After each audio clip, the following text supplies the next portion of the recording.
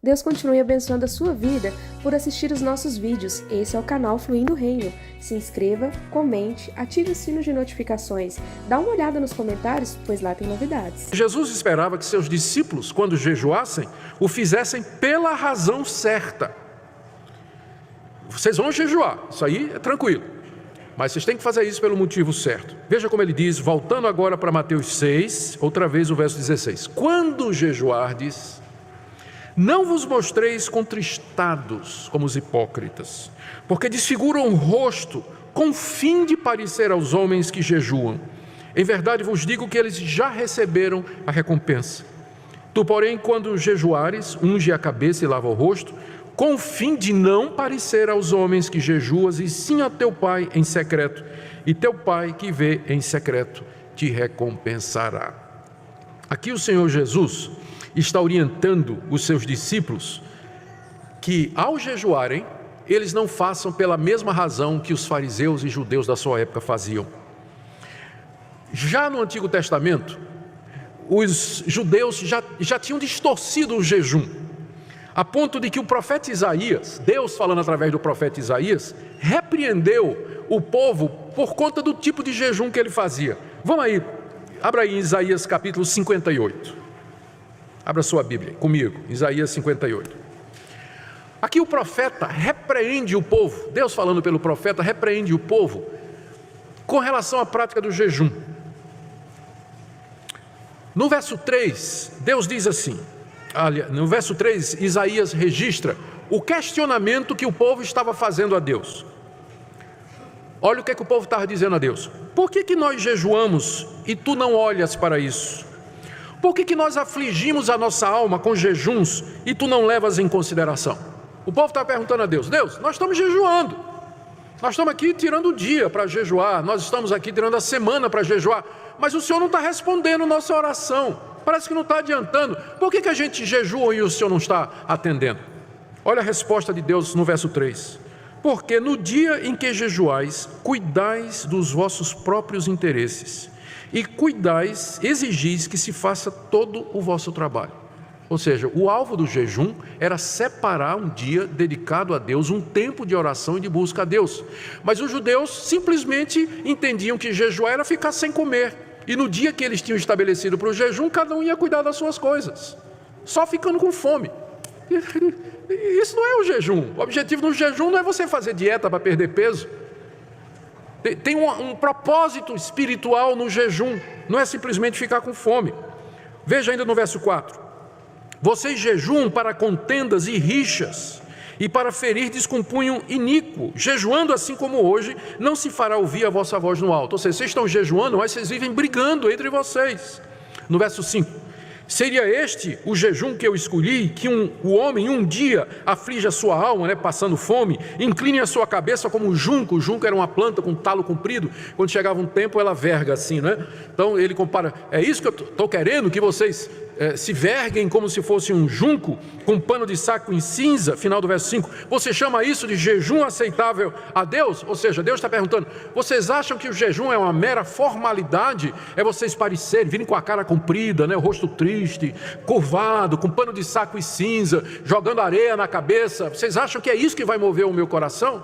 Olha o que é que Deus diz no verso 6. Porventura não é esse o jejum que eu escolhi? Que soltes as ligaduras da impiedade, desfaças as ataduras da servidão, deixes livre os oprimidos e despedace todo o jugo? Porventura não é também que repartas teu pão com o faminto, recolhe em casa os pobres desabrigados, cubras o que está nu e não te escondas do teu semelhante? Olha o que é que Deus está dizendo. Não adianta jejuar se isso não significa mudança na vida de vocês.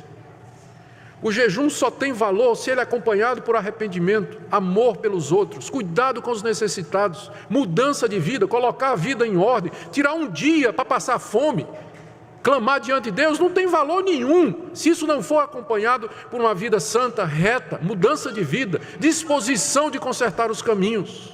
Aí então, veja as promessas.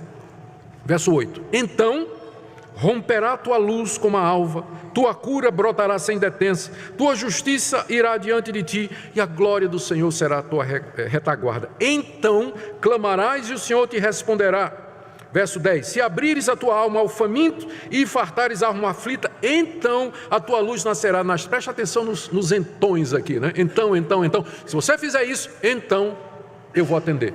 Se você se arrepender, se você quebrar todo o jugo, parar de oprimir os pobres, parar de ser indiferente com os necessitados, você tirar toda imoralidade, toda maledicência do meio de vocês, então o jejum vai fazer sentido. Então eu vou ouvir vocês. Então eu vou escutar vocês. E a luz de vocês romperá como a alva no meio das trevas. E eu atenderei às suas orações. Na época de Jesus, tinha essa mesma atitude. Os judeus, o exemplo mais conhecido para mostrar que na época de Jesus tinha essa atitude, é a famosa história que Jesus contou do fariseu e do publicano. O fariseu religioso e o publicano desprezado. Os dois subiram no templo para orar. E lá o publicano, ele não conseguia nem olhar para Deus. Batia no peito e dizia: Deus, tem misericórdia de mim, eu sou um pecador, não mereço nada. O fariseu chegou diante de Deus e diz lá, Jesus disse que ele começou a orar de si para si. Veja que oração, né? Não era para Deus. Ó Deus, graças te dou que eu não sou como os outros homens. Não sou como esse publicano que está aqui ao meu lado. Não mato, não bebo, não fumo, não jogo, não danço. Jejuo 2 vezes por semana e dou o dízimo de tudo que tenho. Obrigado, Deus, porque eu sou tão santo. Muito obrigado.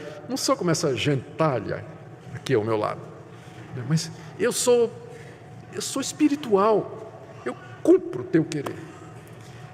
Jesus disse que o publicano saiu perdoado por Deus, mas não o fariseu. Essa atitude do fariseu refletia bem a atitude das pessoas na época de Jesus, não todos, é claro, para com o jejum. Era visto como algo meritório, como uma cerimônia religiosa que, se você fizesse, Deus teria a obrigação de lhe atender. E era feito com ostentação, que é o ponto aqui de Mateus 6, que Jesus está combatendo. Quando você jejuar, não seja como essas pessoas. Ele está dizendo para os discípulos dele: quando vocês jejuarem, não façam como essas pessoas. Como é que eles faziam? Além de ficar se gloriando, olha o que é que Jesus disse: eles querem ser vistos pelos homens. Aí o que é que ele fazia? Desfigurava o rosto, deixava a barba crescer. Não quer dizer que todo mundo de barba grande é hipócrita, né? Mas não aparava, não cuidava, né? Deixava o cabelo, ficava despenteado o cabelo, ia para a praça pública andando devagarzinho, né? Cabeça baixa, todo desgrenhado. Os caras olhavam e diziam: puxa, esse homem é muito santo, está jejuando. Que homem santo, um dia eu vou querer ser como ele. É meu exemplo, né? Está lá o sujeito hipócrita, né? Ele podia até estar jejuando de verdade.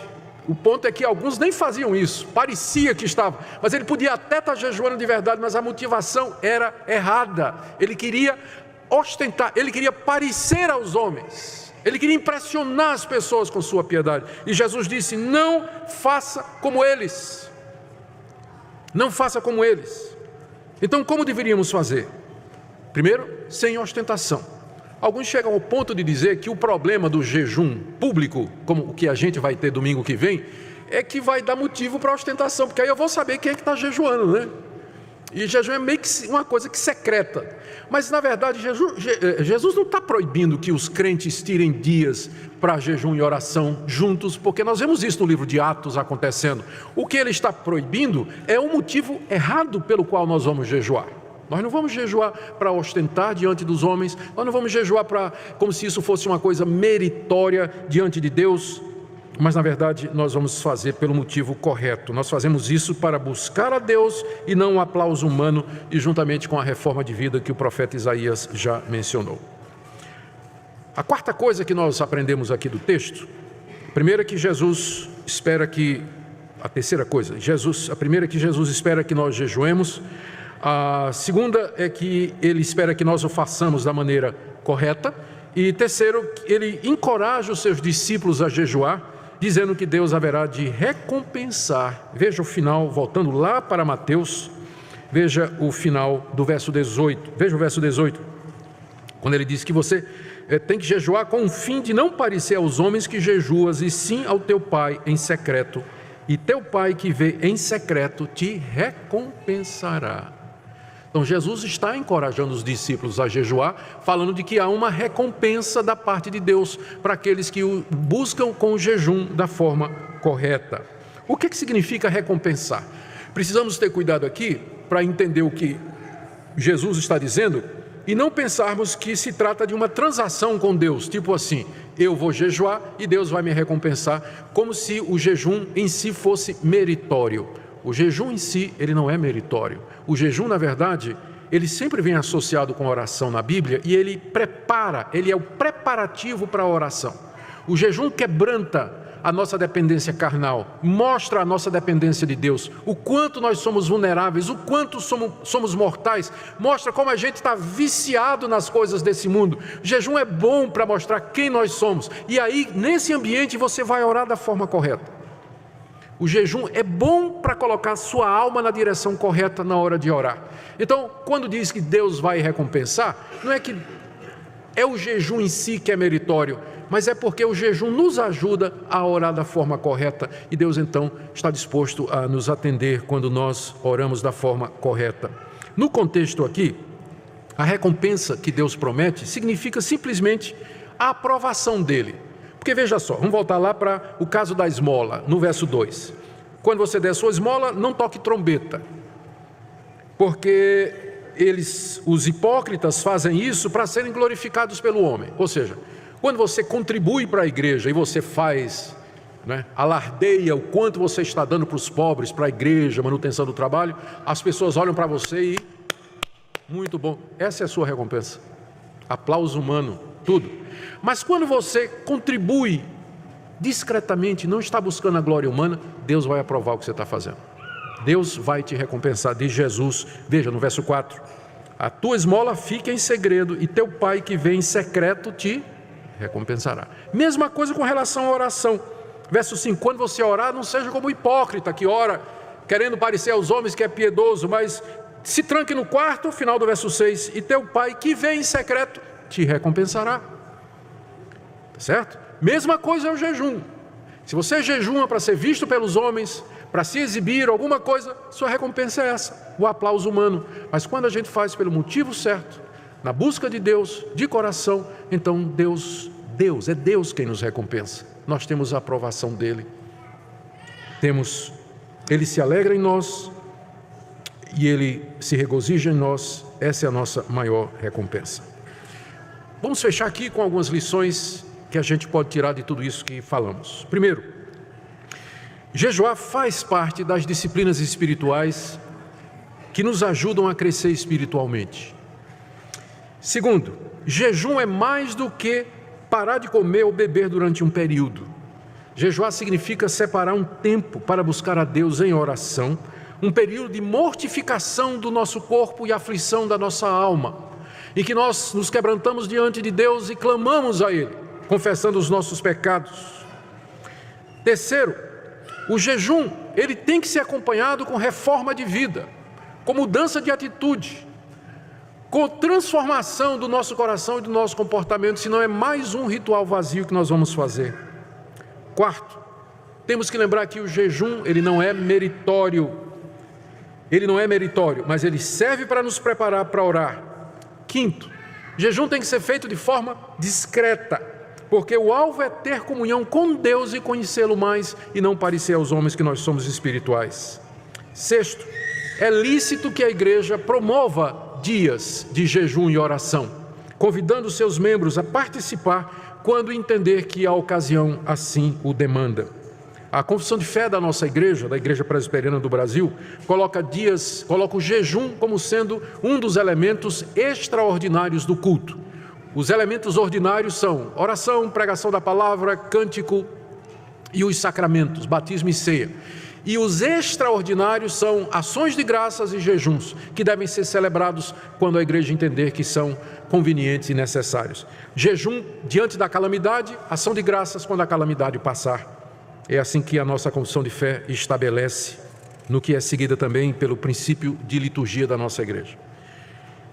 Aplicações práticas finalizando. Eu quero trazer aqui então, finalmente, uma palavra para quem nunca jejuou. Fique tranquilo, eu não vou pedir para levantar a mão quem nunca jejuou.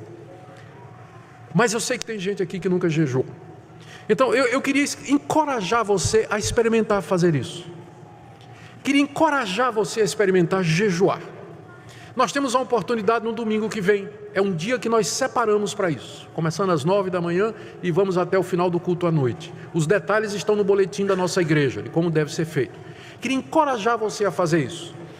E que você o fizesse com moderação, sem exagero. E que seja um dia em que você separe tempo para buscar ao Senhor. Tempo para sondar o seu coração. Confessar os seus pecados, orar pela sua vida, tomar propósitos espirituais de mudar o que precisa ser mudado na sua vida. Eu queria encorajar você a tentar fazer isso, pelo menos uma vez na sua vida. Se você gostar, eu encorajo a você repetir e fazer quantas vezes quiser.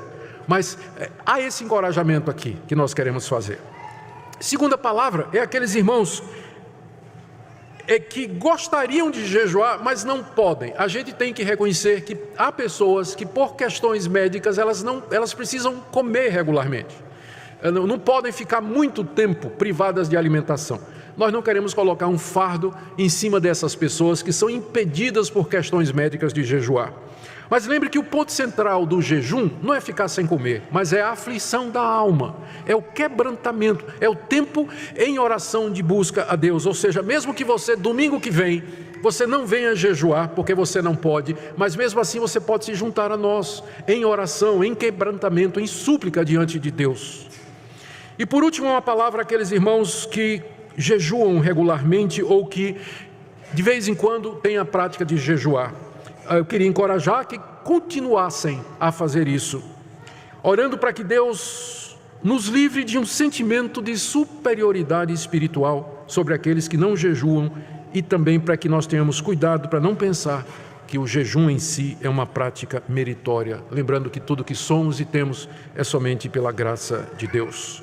Em resumo, meus irmãos, o que o Senhor Jesus nos ensina aqui, quando Ele fala também das esmolas, das orações e do jejum, é que aqui nesse mundo, o objetivo nosso com a prática dessas coisas é a glória de Deus.